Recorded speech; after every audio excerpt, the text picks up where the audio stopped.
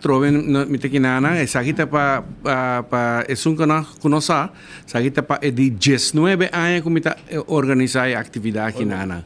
Ela começa humildemente em sala chiquita de casa e cultura, ela seguir cresce.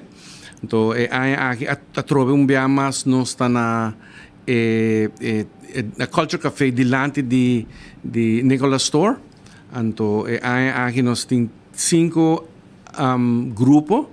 Esta começar com Caribbean Combo, que tá meu estudante não, me tem ensemble just 2 anos e através de just 2 anos jovem na 30, na melhorar na mês, na vai estudar música, outra na vida profissional, então viaje me tem novo trove para jovem hobby energia.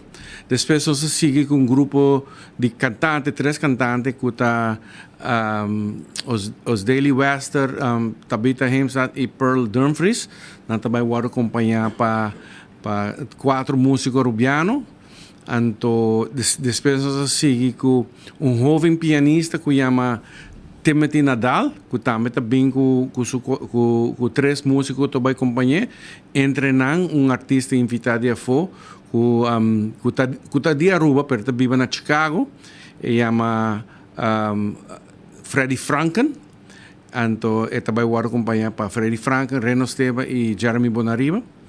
O próximo rebelista, line-up, está meu amigo Richard Holman, que também vem com seu quinteto, que também vem com seu repertório hobby particular também.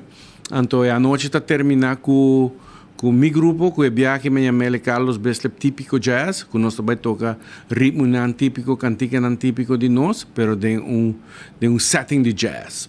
Tem gente que gosta de diferentes tipos de música, então hobby importante. Não, mas jazz é um crowd hobby grande. Sim. Mas hobby importante, mas bem como mesmo stool, que mesmo mesa. Por sobre a ano passada toda tem reservação, pero ela virou Ela causa problema. Sim, ela causa problema. Então, se para evitar problema, bingo para um costo. Bingo para mesmo stool, com mesa, com ice jug, e todo ambiente hobby douche a ano passada na San Nicolás, assim.